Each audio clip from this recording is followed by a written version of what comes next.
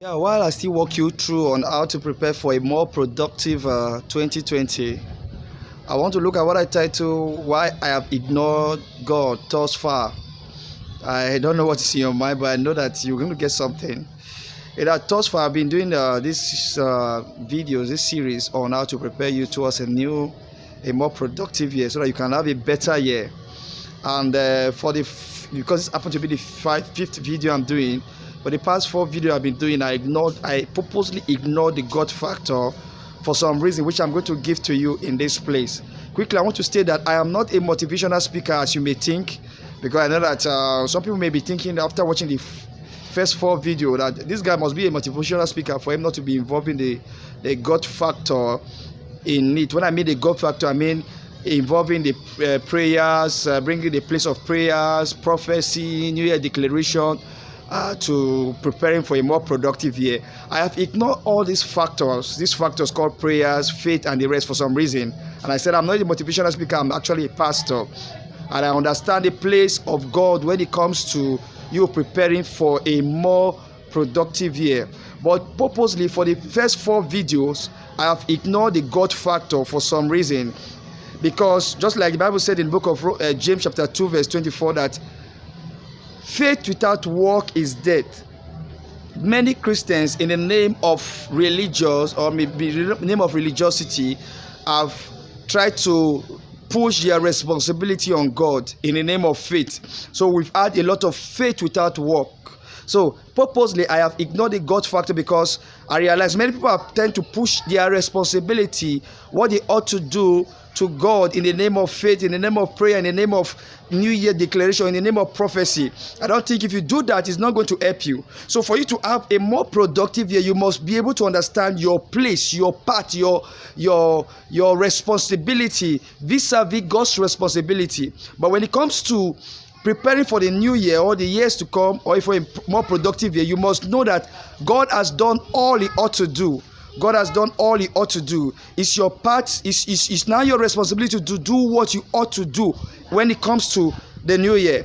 Let me give you a scripture. In the book of Psalm chapter 37 verse 5, the Bible speaking, it says that, commit your ways to the Lord, trust also in Him, and He will bring it to pass. Let me read it again. It says, commit your way to the Lord, trust also in Him, and He will bring it to pass. Implying that you should have your way. You should have your goals. You should have your vision. You should have your plan for the forthcoming year.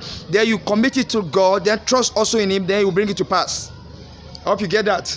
It's similar to the book of Proverbs chapter 3 verse 5 and 6 that says, trust in the Lord with all your heart, lean not to your own understanding, in all your ways, all your ways.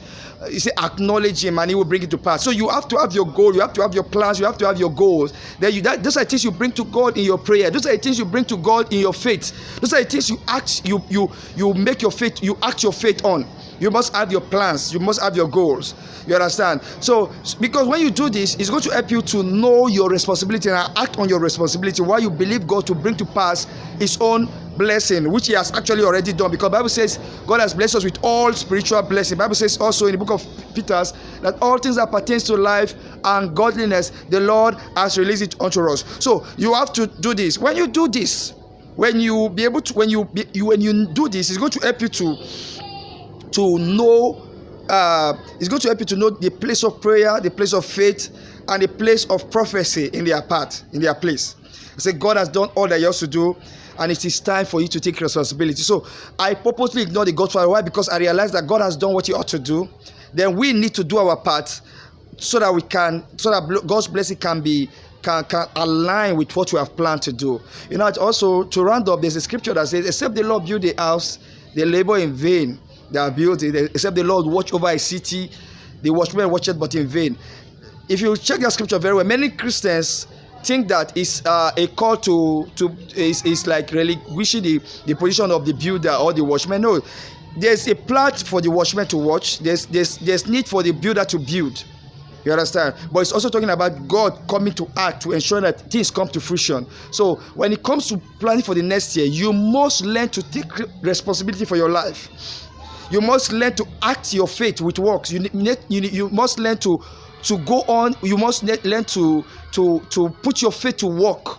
Don't just have blind faith. Don't just pray blind prayers. You must know when to act and act. You must know when to take step of faith and take that step of faith, and God will bless it. I am Pastor Gavin Aleogho. I'm sure this video must have helped you.